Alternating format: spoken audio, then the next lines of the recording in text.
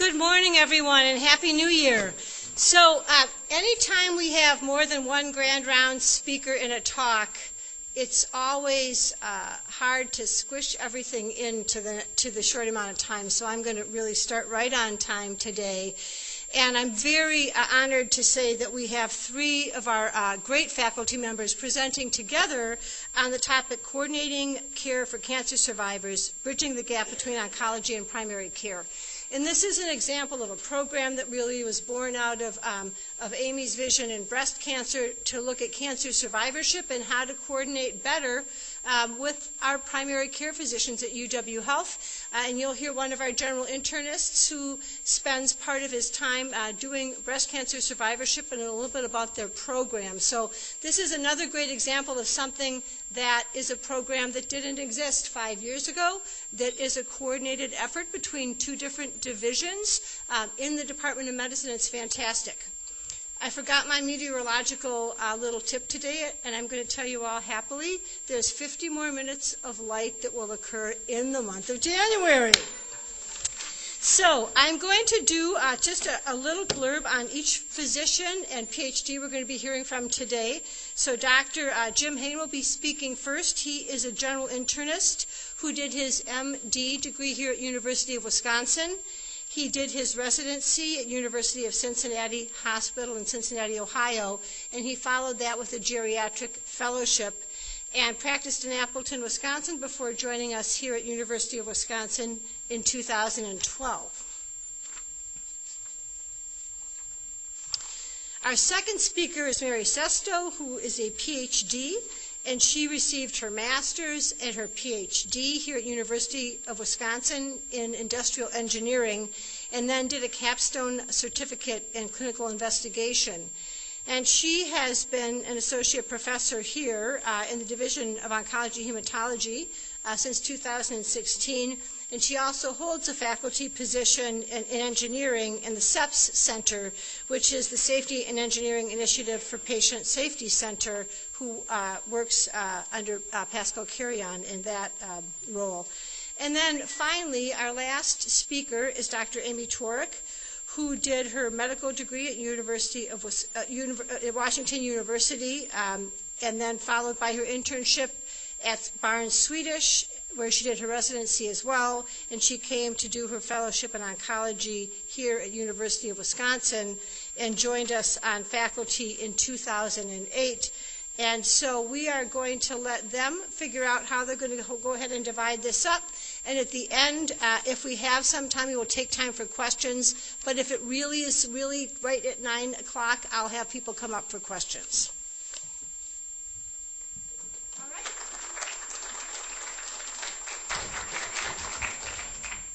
Great. Well, thank you for having us and our three-headed team of presenters this morning. Again, I'm Jim Haine. I'm one of the primary care internists based at the Westtown Clinic. But I also see patients at the UW Breast Center for long-term survivorship care. We wanted to talk to you today a bit about, as Betsy indicated, some of the projects and to help with the challenges in coordinating care for our long-term cancer survivors. I was going to initially just sort of set the stage by talking about the scope of survivorship care in general, looking at some of the challenges that we're facing, and some of the Institute of Medicine, or now National Academy of Medicine, recommendations. We'll then move on to Mary Sesto, looking at some of the system-level challenges and applications of system-based approaches to help with these challenges. And Dr. Tevaarwerk will be talking about some of the research here at UW and nationally regarding survivorship care plans and other challenges that need to be addressed. So we'll be talking a lot today about healthcare systems and a lot about how people are moving through the healthcare system, but we really don't want to lose sight of the patient. And when we're talking about patients today, we're talking about cancer survivors. And who is a cancer survivor? And taken from the National Cancer Institute website, really defining the cancer survivor in the broadest sense as anyone who is from the time of cancer diagnosis to their death. So that's a pretty broad and inclusive definition. And it might not reflect who we always think of as a cancer survivor as healthcare providers, and it may not necessarily be the most useful definition always as we're trying to divide people into particular risk groups, but we want to keep in mind that our first order of business is always patient care and including the appropriate patients. The concept of cancer survivorship as a distinct phase of care really has its roots in this 1985 New England Journal essay written by Dr. Fitzhugh-Mullen. Mullen is a pediatrician who, about 10 years before this essay, had been diagnosed as a young physician with a primary mediastinal seminoma, and by all accounts was treated successfully, had not had a cancer recurrence, but wrote the essay really reflecting back on his experiences moving through the healthcare system and the need to look more at the long-term issues surrounding cancer survivorship, and viewed cancer survivorship in stages, or as he termed it, seasons, including acute survivorship followed by extended survivorship and then permanent survivorship. And then about a year later, he and others established the National Coalition for Cancer Survivorship to really advocate for issues, patient care issues surrounding long-term cancer survivorship. And since patients such as Dr. Mullen had been diagnosed in the 1970s, the population really has been growing and is becoming quite large. In 2016, estimates are that we have up to 15.5 million cancer survivors in the United States, and estimated to possibly go to a little over 26 million by 2040. It can also be viewed as a chronic health condition, as at this point, again using 2016 numbers, about 67% of survivors have lived more than 5 years since their diagnosis, and 44% more than 10 years, and 17% more than 20 years. So it can be considered a chronic health condition. And looking at the tumor type, solid tumors predominate, with breast and prostate cancers being sort of the largest chunk of survivors, with multiple other solid tumors kind of clocking in between 5 and 10%. The population does skew somewhat older. In 2016, around 62% were over the age of 65, and it's estimated to grow to 73% over the age of 65 by 2040. And again, having done a geriatric fellowship, that's one of the kind of flavors that I bring to following patients at the UW Breast Center. So we have a large population that's older, that has a chronic health condition, and you think about, well, what could possibly go wrong? So I wanted to kind of shift gears and bring it down to a patient level and look at a patient example that I had seen in clinic. I changed a few key details to keep patient identification confidential, but this is based on a patient that I saw just recently in clinic. Now, classically, again, based on the demographics I just showed, this would be a older prostate or breast cancer patient, but this patient is a younger female that's a lymphoma survivor. However, it really does illustrate some of the challenges that we're facing. So this patient came to see me at the Westtown Clinic. She was a 50-something woman who was just transferring her care to UW, needed a new primary care doctor. She said she generally felt healthy and well and didn't really have any acute complaints. She did note that she had a history of Hodgkin's lymphoma as a teenager. So that was back in the late 1970s or early 80s. And she had been treated with a splenectomy, chemotherapy, and chest radiation. When I was reviewing her outside notes, the primary care notes just repeatedly kept saying, history of lymphoma followed by oncology. But there were no oncology notes for a number of years, and in fact, her oncologist had retired a number of years before, and because she didn't have cancer at the time, her care had not been transitioned, nor was she aware that she really needed any sort of long-term follow-up. So initially, as I was thinking about, well, what does that history bring to the table? You'd think, well, from an infectious disease standpoint, she's had a splenectomy. From a cardiovascular standpoint, she's had chemotherapy and chest radiation, and from a second cancer primary standpoint, this is a woman that had chest radiation as a young woman. So has she had any evaluation, and she is at risk for cardiovascular complications? And in fact, with chest radiation in the 1970s, there can be an increased risk of cardiovascular complications. She does meet criteria for high-risk breast cancer surveillance, including MRI and mammogram screening, starting at a younger age. that her risk estimate is somewhere between 30 and 48% of breast cancer having received chest radiation as a young woman. And there's data demonstrating that early screening with breast MRI does reduce breast cancer mortality in these patients. And she should be aware of the post-splenectomy, possible overwhelming post-splenectomy infections, and making sure that her vaccinations are up to date. Unfortunately, in this patient, she really had received mostly just average breast cancer risk screening.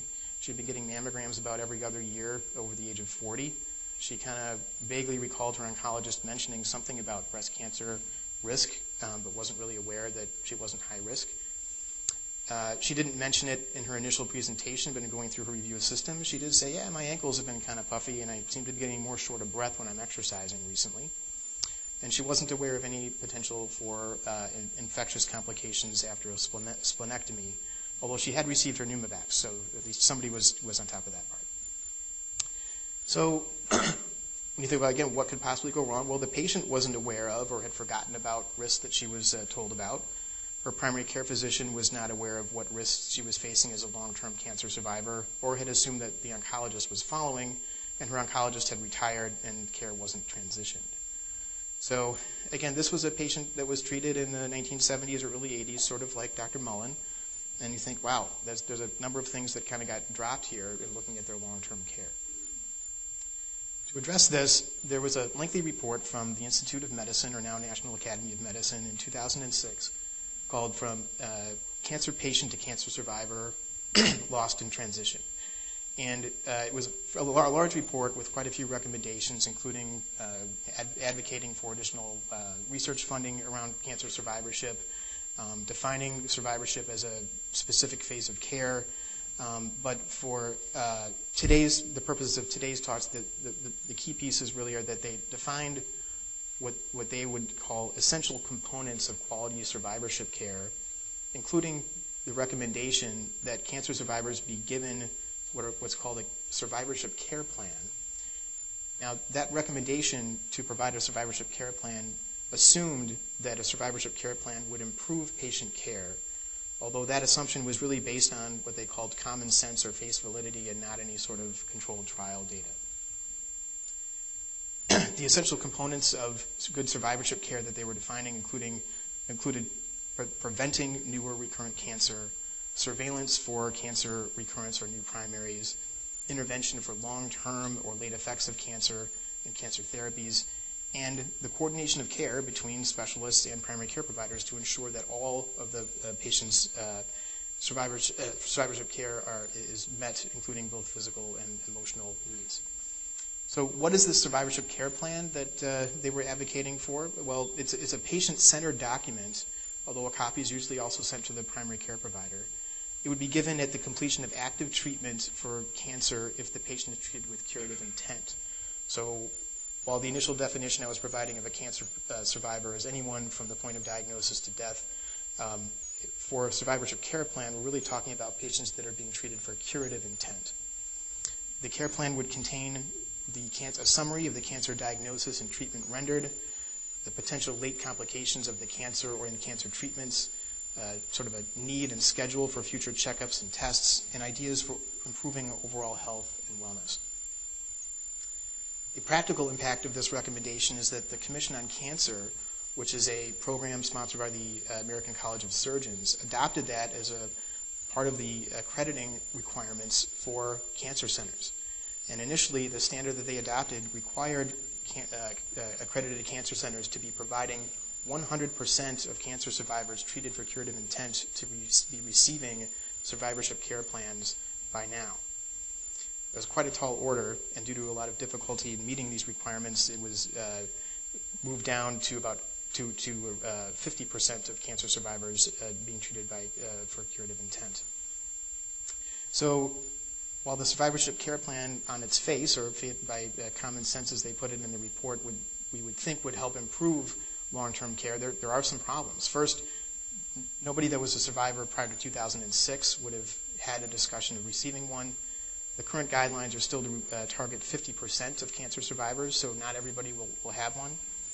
And in thinking about the Hodgkin's lymphoma case, it's a pretty tall order looking at all the barriers that we encountered for a document to improve the barriers that we saw. Someone would have to know what risks that she had.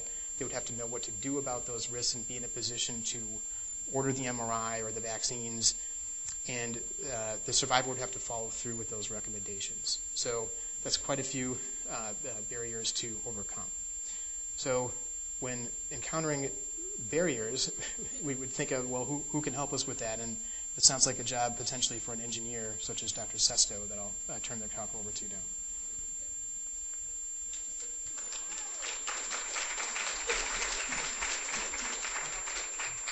Well, good morning. Thank you, Jim, and thank you, everyone, for having the opportunity to come and speak about some of the collaboration or the collaborative work we're doing with healthcare and engineering. I do want to note, and I thought of this when I saw Dr. Carnes this morning. She was actually the individual who introduced Amye and I 10 years ago and started this work, as she has with many other productive multidisciplinary collaboration. So thanks to Molly. So yes, I'm the engineer. I will minimize my engineer speak. I know not everyone in this audience may be as excited about that as I am about engineering, but we'll get through this. So anyhow, as Jim alluded to, cancer survivorship care is very complicated. It's obviously a multidisciplinary approach is needed, and it's not static though, and that's the thing that can add a lot of challenges to this. And this isn't just unique for cancer care, survivorship care, but things change over time. The role of different clinicians will change over time.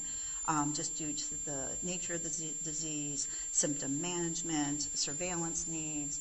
As in the case that Jim presented, the oncologist retired, so there needed to be a transition of care that didn't occur. So we just have a lot of different clinicians involved with their roles changing over time, and that's really would require a very activated, engaged patient to be able to manage this. So what we really are looking for and trying to develop is a coordinated care that bridges multiple healthcare systems. And again, not unique to cancer. We see this in other areas as well.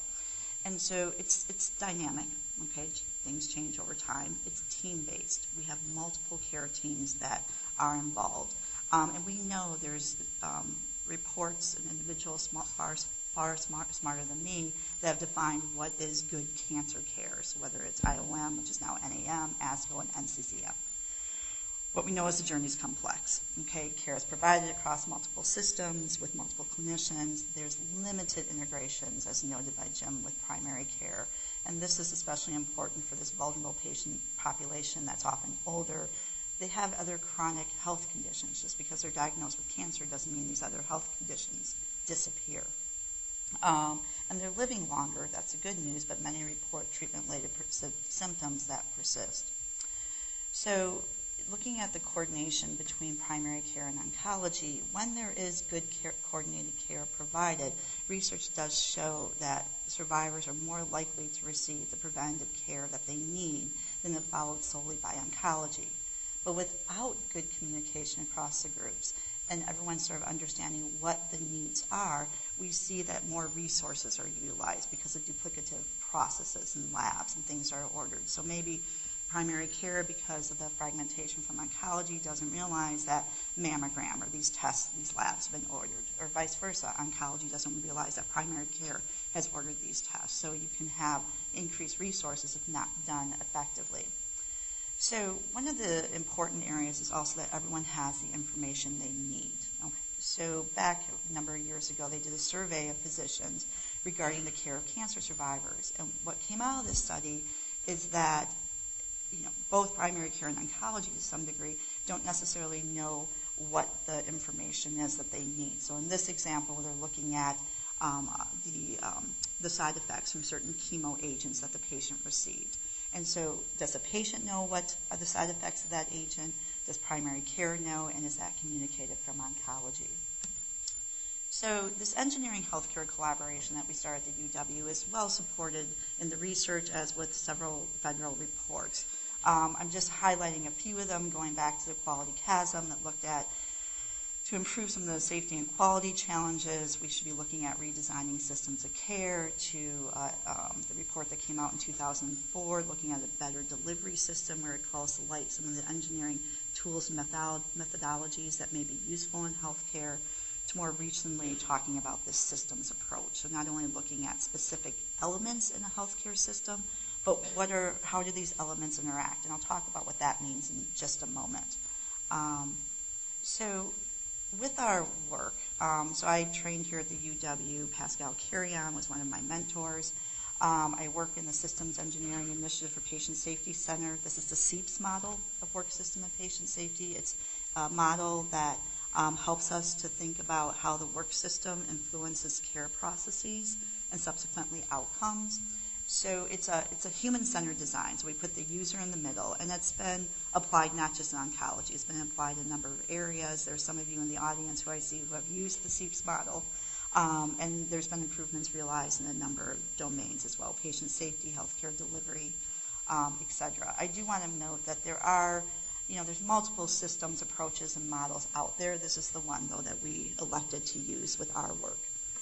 So I just wanted to go over just briefly some of the trials that we've conducted here at the UW. Our research teams conducted. And I'm not going to go into specifics, but more I'm going to talk about how we use SCPs in these trials and how that sort of informed some of the results and changes that Amye will be talking about in her portion of this presentation.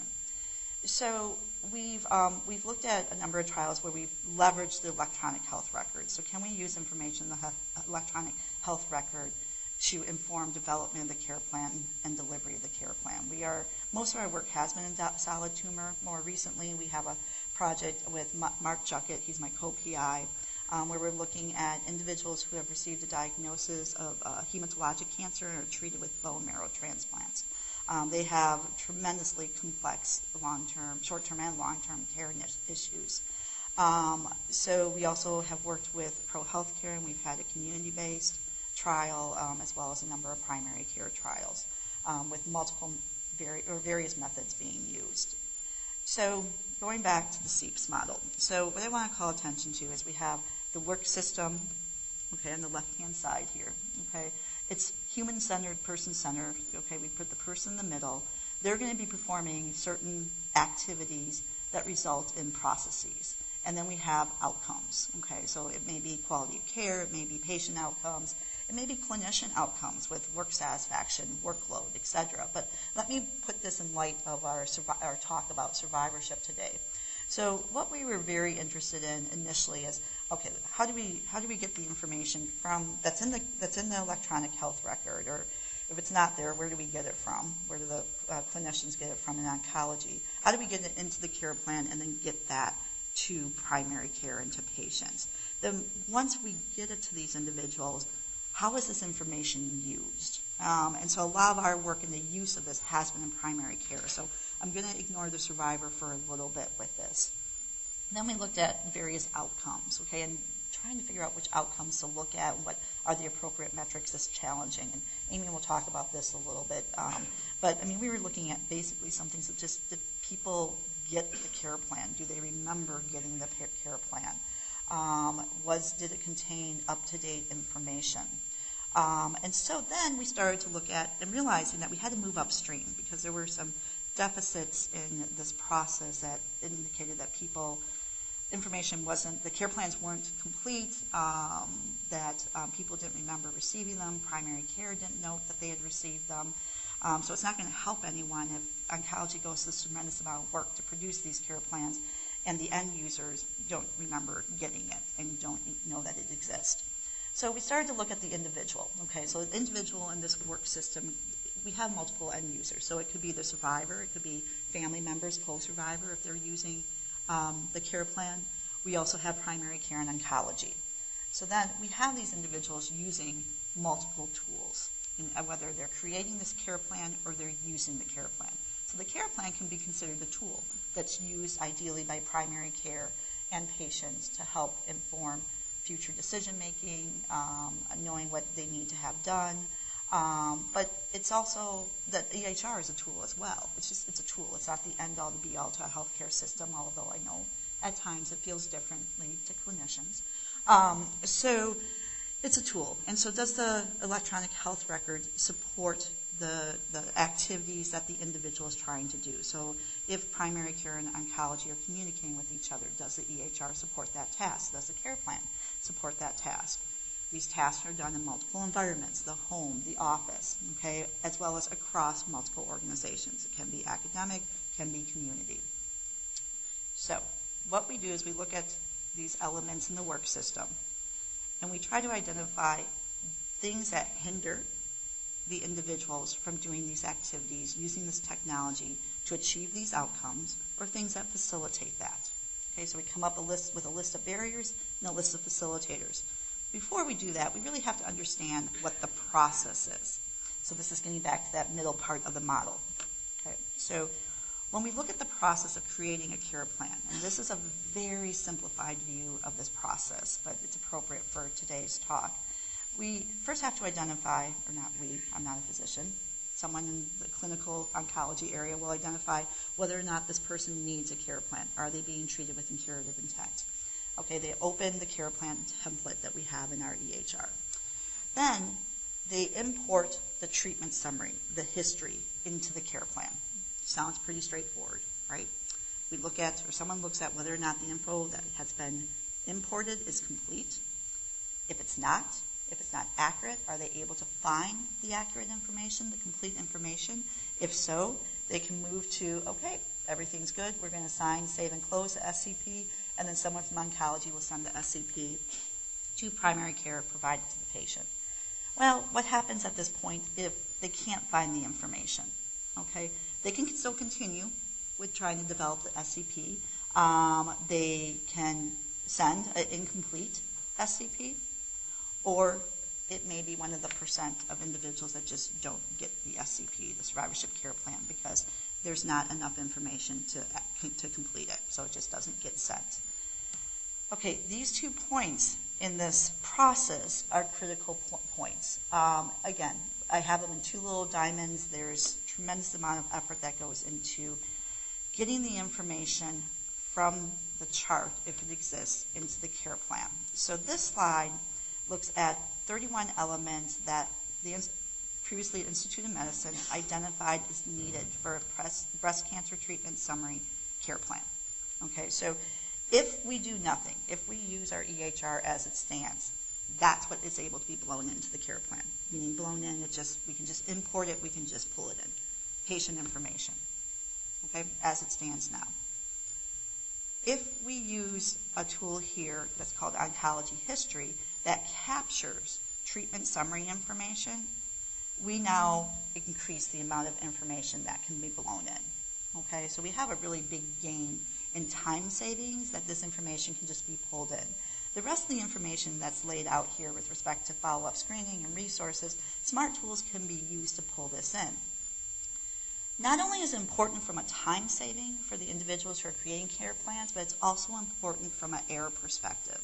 So in a study that Sarah Donahue did, involved with, that was funded by ICTR, looked at accuracy and thoroughness of treatment summaries provided as part of survivorship care plans. And so we looked at this EHR type leveraged care plan, as well as a care plan that was produced using some external software. Okay, so much greater error rate. Okay, so there were errors in the care plan when the clinicians were using external software. Now that's not a problem that this was bad software. It's likely more due to how the information was being entered. When we're leveraging the information from our EHR, as I said, it can be pulled in. Likely people are looking at this information in the EHR, so there's less chance of error. Whereas when we're looking at this external software, someone is manually entering this information. As an engineer, I get very nervous when I hear about manual entry of information because we know there's going to be increased risk of errors. Plus, this information could be copy and pasted. But when someone's going into the electronic health record and trying to find information about the treatment summary, they have changed somewhere along the time, and they're not finding what was the most recent information. For you clinicians in here, many of you understand the challenges of finding information within the electronic health records or trying to find patient-related information outside the record. And these care plans can get really complicated. So this is a few pages from a care plan that is being provided for a patient who underwent a bone marrow transplant.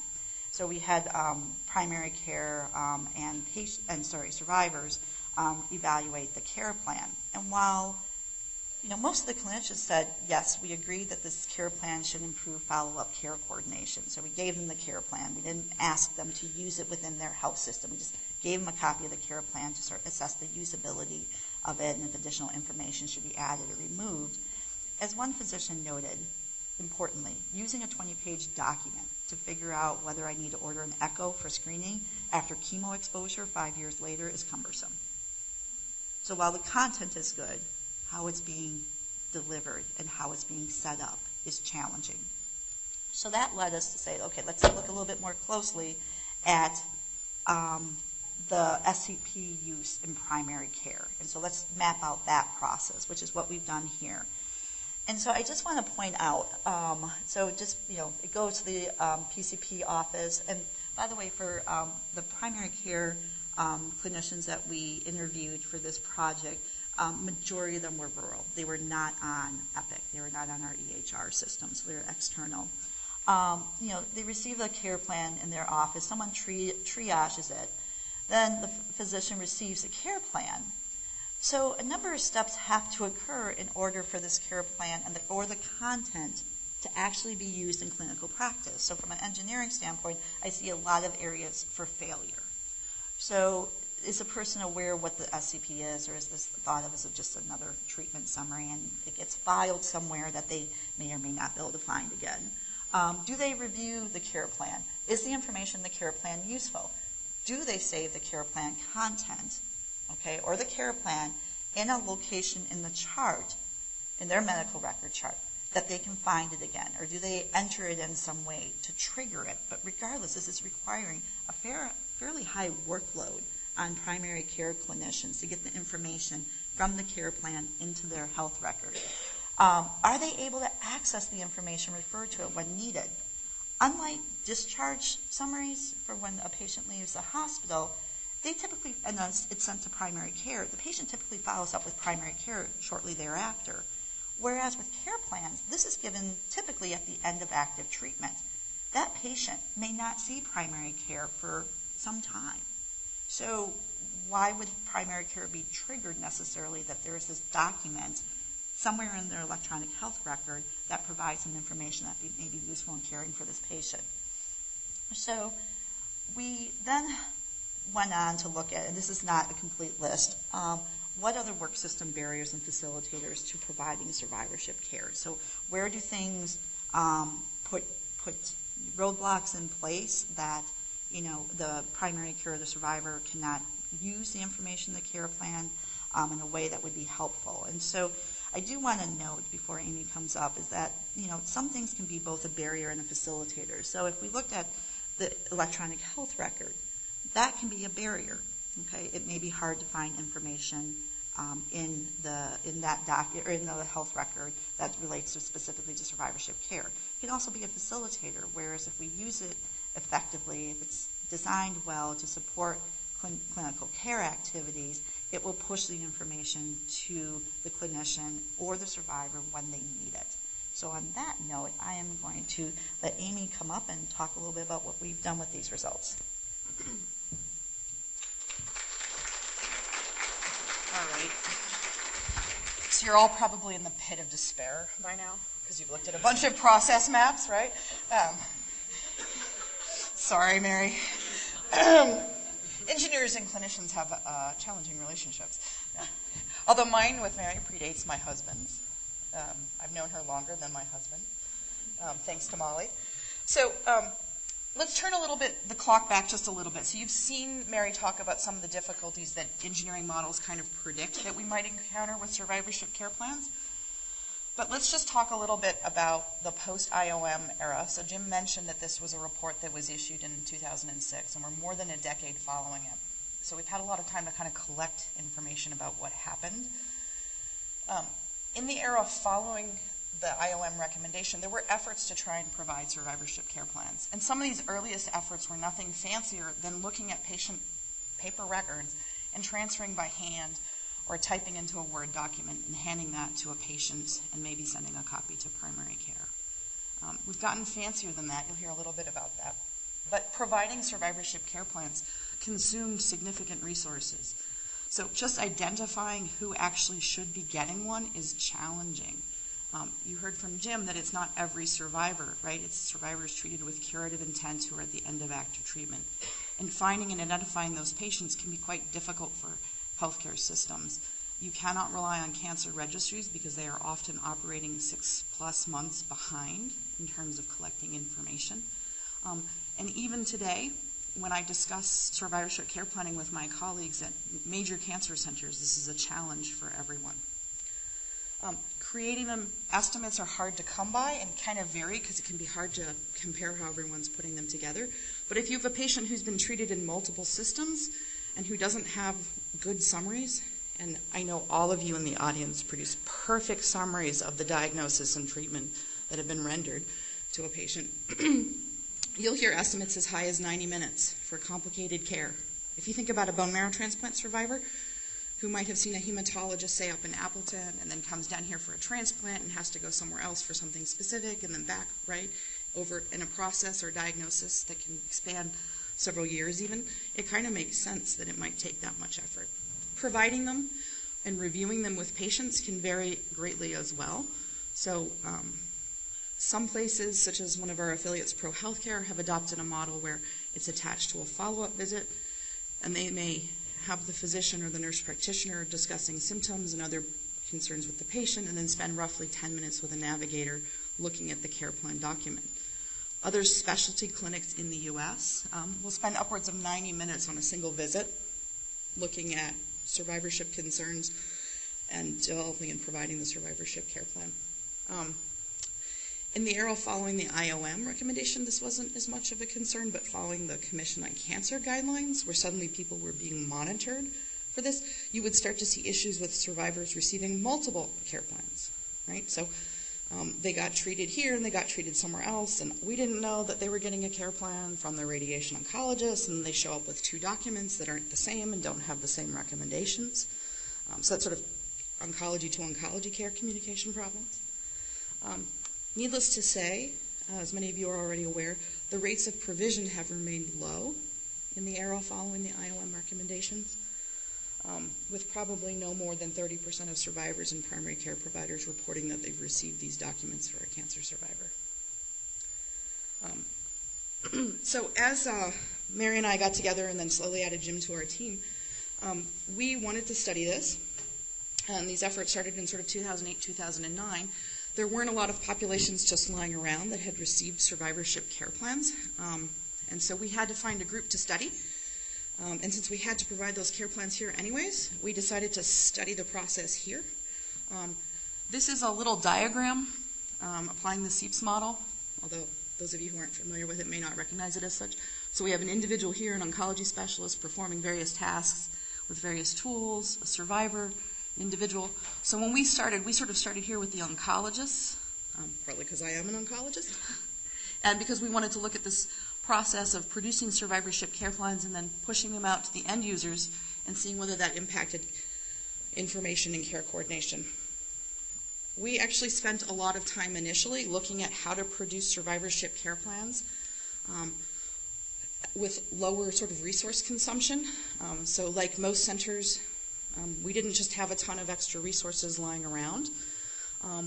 And sort of relying on the SCPs approach and some of the engineering principles, we looked at leveraging existing data and effort that our oncologists or treatment teams had used, sort of pulling diagnosis and treatment information together. It required a fairly complicated process, so those process maps you saw from Mary kind of hide a lot of the work that went on, of more than 2 HealthLink updates and fairly significant changes in treating team workflows and the way they documented care, especially within the breast group, which is where we piloted a lot of this. I tend to use my colleagues as guinea pigs. So that we could develop something like this, which is what an oncology history looks like when you're using the EHR to sort of capture the information and hold it in one place to transfer it between providers. And as you heard a little bit from Mary, by doing that, we were able to show that when you use an EHR versus external software, that you can significantly reduce the time and effort on the part of the oncologist or the oncology team. to produce survivorship care plans compared to these external methods, and that it reduces the effort to track survivorship care plans. If you're doing it on paper, you're typically writing down a list that gets kept in an Excel file. That's what I usually see when I go places and sort of look at what they're doing. We use things like Reporting Workbench to pull out all the individuals who've received survivorship care plans here. The denominator, figuring out who was supposed to get one, can still be kind of challenging, although we're working on that. And as you heard from Mary, doing it this way reduces error. But it doesn't tell you a whole lot about the impact, right? So it's great to be able to produce them efficiently. And if you really only care about the COC and the IOM recommendations from the standpoint of meeting the guidelines, producing them efficiently is great. But we weren't satisfied with that as a team, and we wanted to look at the impact, right, that these documents are having. So looking at individuals as sort of the survivor group, we took a look at that. This is a fairly busy table, and I'm not going to go into a ton of detail about each of these studies, but it's 7 of the larger randomized clinical trials that have been conducted looking at whether or not providing survivorship care plans has an impact on cancer survivors. The ones in red had positive outcomes, right? So it's not half. And even the positive outcomes are not necessarily things that blow you away clinically. And I hate to say that about my own work, but that's what we found, right? So relatively modest changes in survivor knowledge, being able to confirm that the patient had an appointment with a primary care provider at 3 months, right? It's probably only Mally et al. That's really managed to show an increase in implementation of specific recommendations, but they weren't a straight survivorship care plan provision study. They actually combined an RM-led motivational intervention to activate and engage their very low-income, low socioeconomic status population to try and participate more in their own care. So the impact, at least today, with what's been shown in randomized clinical trials for the survivorship care plan as an intervention has not been what was expected by the IOM. And you can spend a lot of time arguing, as colleagues do within the survivorship community, about whether we've just conducted the wrong trial, right? When everyone loves an idea, usually someone just argues that the trial was done wrong, that we had the wrong endpoints, that we're looking at the wrong population, we just didn't deliver the right survivorship care plan.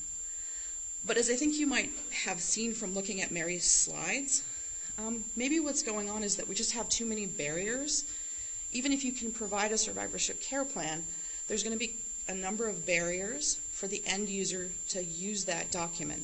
And you also can already sort of see from some of the stuff we talked about that there's a mismatch between a care plan document, which is static and provided once, with the dynamic nature of the care that's going on. So some of the issues that we see when we look at the literature around survivorship, survivors trying to use care plans, include things like they're not even aware that they've received one. And I know that sort of baffles everyone because they're like, there's a whole visit where you provide this document. Well, when you ask them about it, they say they don't have one, or they report having one when they don't have one. And even if they recall getting one, they may not necessarily retain or be able to reproduce all of the information in it. I'm not sure that's unfair to expect them to do that or not. There's issues with the document being static. A document produced in 2009 cannot necessarily reflect what's going on in 2015 and may not contain the best knowledge we have in 2015 about what we should do. And the workload can be quite high potentially for patients to use this, especially if you're thinking about an older population with multiple other comorbidities having to track this along with everything else that they do. It can rely on a very activated and engaged patient to conduct this care, and there's typically nothing pushing or prompting the survivor to engage in particular behavior. So if our lymphoma survivor had received a care plan and it had said get a mammogram and get an MRI, she would have still had to act on that knowledge herself, right? And that may not be easy for everyone to do. All right, looking at the other end users, primary care physicians and advanced practice providers, we've done that too, right? Because we said, well, you know, they're getting this information. Let's try and see what they're doing with it and whether or not it impacts what they know and care coordination. And I'm just going to highlight one of the studies that Sarah helped us with. So this is a study that was actually done here. Many of you might have received this survey request, in which case I thank you for participating. We were looking at survivor-provider dyads, where we knew, because we could look and find this information within our EHR relatively quickly, that we'd produced a survivorship care plan, that a copy had gone to the primary care provider, and that they had had a visit with their primary care provider following the receipt of that survivorship care plan. We went ahead and surveyed the primary care providers about that visit. We provided them a copy of the note, just in case they couldn't immediately remember who this person was, because, Jim, what's your typical panel size? 2,000? Yeah. Just in case you couldn't remember 1 out of 2,000 patients. And we provided them with a copy of the survivorship care plan. And it turned out that even within our system, where this is being sent unfailingly within the in-basket, and you receive this document, a good chunk of our primary care providers were unaware that the patient had a survivorship care plan, and therefore weren't using it during the visit to address any of the cancer-related treatment issues or concerns that were coming up. And most of these clinicians reported that they're, at least 60% of the time, they were discussing cancer care or cancer treatment-related side effects to some extent during these visits. When asked about difficulties, we heard a lot about, well, we couldn't find the survivorship care plan, we didn't know it existed, and then concerns about it being static or a lot of work to use. This is despite the fact, as you've already heard a little bit from both Mary and Jim, that when we ask about the actual content in the care plan and the clinicians look at it within the context of that very specific patient, they agree that the information is useful and along the lines of what they want to know. Oh, and just in case, because Jim always says, remind everyone, that's where the survivorship care plans are located on the problem list.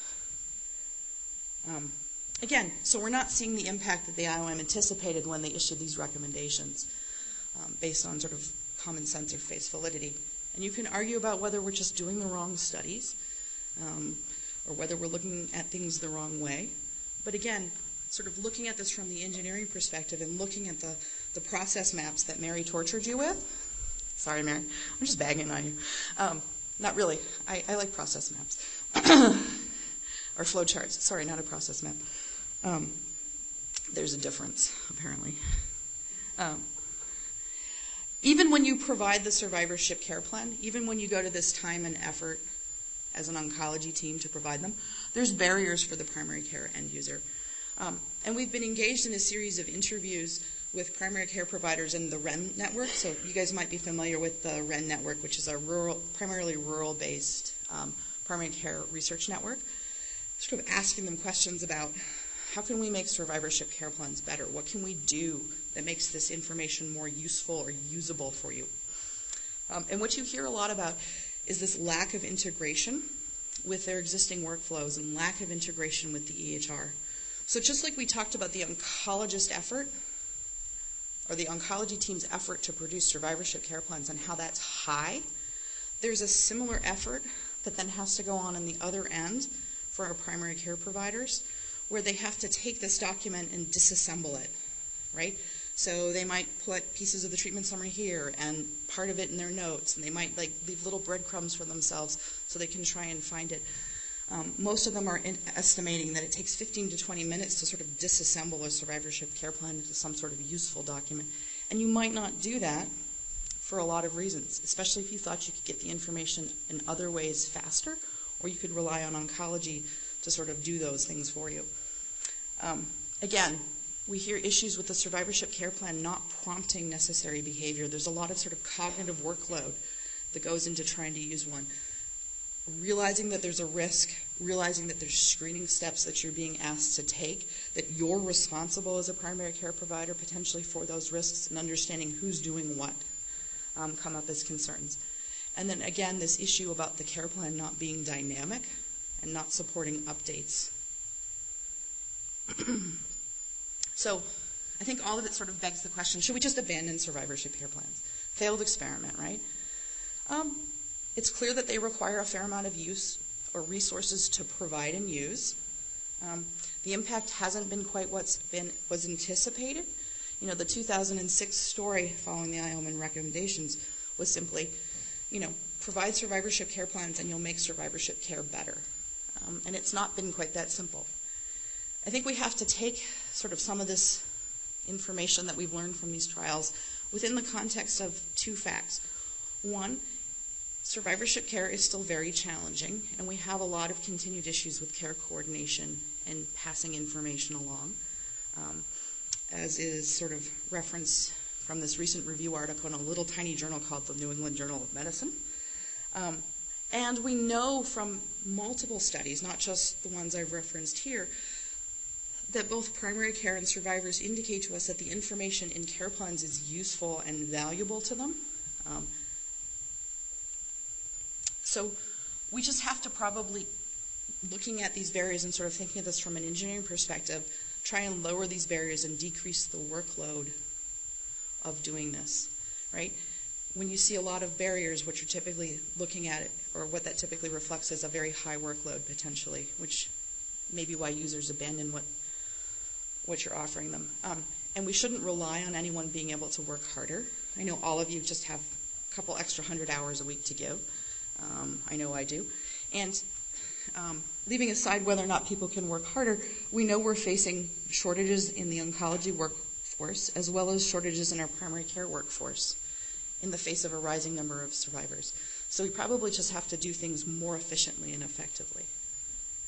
And a lot of what we're doing now as a research team is looking at how we design the system to better support this care, how we move from a model here where essentially the oncology specialist, the primary care team, and the survivor team are really having to all do the same work. They might now have access to the same information because you provided it as part of the survivorship care plan, but they all have to do a fair amount of work to use that information and to support the use of that information.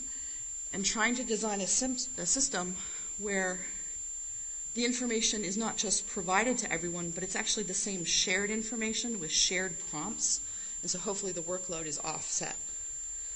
And heading back to the vignette, because as Jim reminds us, it all comes down to patients and the care we're trying to provide them. I think, or hopefully by the end of this talk, you get the feeling that the current system, for someone like our lymphoma survivor or any of our other cancer survivors, is relying very heavily on individuals knowing, remembering, and acting on risks that have hopefully been identified. Right? It's hard to deal with future risk. And that heavy workload on the individuals is true really whether or not you have a survivorship care plan or not. At best, what it's doing is maybe providing everyone with the same information to work from. And our new story, unlike the old 2006 story of just providing survivorship care plans, has to be one where we behave more like folks who are trying to manage population risk, right? So cancer survivorship is like population health management just for cancer survivors. And we have to look at some of the tools that are being used by other groups when they do this. So a lot of our upcoming work is going to be looking at the impact of EHR-based cancer registries within Healthy Planet and trying to leverage those the way they've been leveraged for diabetes or heart failure, as well as things like health maintenance that primary care already uses for screening and vaccinations. And trying to sort of hold on to those important concepts that we sort of learned from the engineering approaches and models of being really parsimonious with data and effort and trying to use the same data and effort in multiple ways and multiple times, both because that may reduce workload, but it also probably improves accuracy and ensures everyone's on the same page. And then hopefully trying to incorporate processes that address updates so that we can help those survivors who don't have survivorship care plans for whatever reason. So I have just a few seconds. So in our ideal state, the survivorship care plan might be a piece of the solution, but is not the solution, the way I think sort of the consensus originally was, where the information regarding future follow-up is entered discreetly as data that EHRs can pull at the time of a survivorship care plan visit, that the EHR incorporates these risks discreetly and helps us with the burden of trying to monitor whether the care is being done and helps to prompt relevant parties when needed, right? Because we don't all want 1,000 BPAs firing all the time. I'm sure I would hear from you if we did that. So that both the survivor and the clinician team are supported in the work that needs to be done. All right. And I'd briefly like to just sort of acknowledge many of the people who are actually in this room. Betsy. So I do think that's, thank you very much.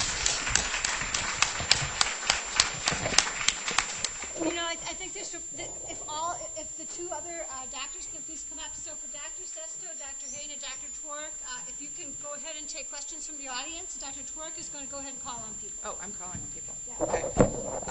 I don't know, questions? Or we did such a good job of explaining everything in the back.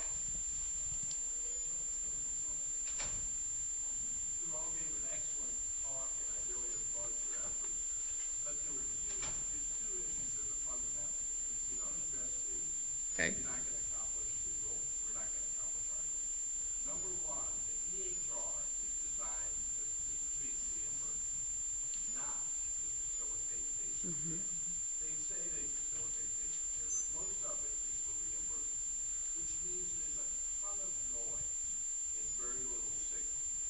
So it's really, as it exists now, not a good media to communicate. The second issue is that our healthcare administrators and our healthcare system thinks that primary care physicians and nurse practitioners are only doing something worthwhile when we're in the exam room. Yeah. We've got an electronic health record that does have a lot of data, does have a lot of useful information, but we're not given the time to sit in front of our desktops and manage our panels. And so, you know, it's great to give us tools, but without giving us the time to use the tools, we're not going to build it. Mary actually serves on you got it? Yeah, I got it. So, great points. I'm going to address the second one first. Do So, you want to just quickly review the points? So okay, using the EHR, the EHR is designed more to support reimbursement than to support clinical care activities, to summarize. And the second is the time to use these tools to find patient information out. That time is important, not just when you're sitting in the room with the patient. So second one first, I'm going to address is that, you know, it's some of the committees and groups I've been involved with, there's talk about how do we design the EHR, how do we design activities to support this non-clinical care, but I don't see it frequently being extended into when we think about clinical workflows. So my point is I completely agree with you. We think about clinical workflows when, you know, that patient arrives and what are we doing until that you walk into the room with the patient, what happens in there. But a lot of that prep work is not being addressed, and so we have to really move upstream. So I agree we're working on doing this with our projects. I have done a lot of observations. I thank all the clinicians who allowed me to tag along and patients who allowed me to come in the room with them, and how much time is spent trying to find information and it's multiple people trying to find same bits of information over different times. So undoubtedly we need to have workflows that support that, what I've been calling the sort of the clinical prep work that needs to be done. As for the EHR design, and there's challenges with what is actually built in current EHRs and what's necessarily implemented in healthcare systems. And so there, you know, just like we have a translational issue with research and getting it out into clinical practice, I think there's also a translational challenge with what EHR vendors have developed and getting that translated into clinical practice and having a feedback loop that clinicians can get information back easily to the vendor. So we have this 360-degree communication. So just my opinion on that, I defer to my colleagues here, but excellent points, and I agree. I think we will take the rest of the questions up in the front. Thank you very much. Sorry. That's okay.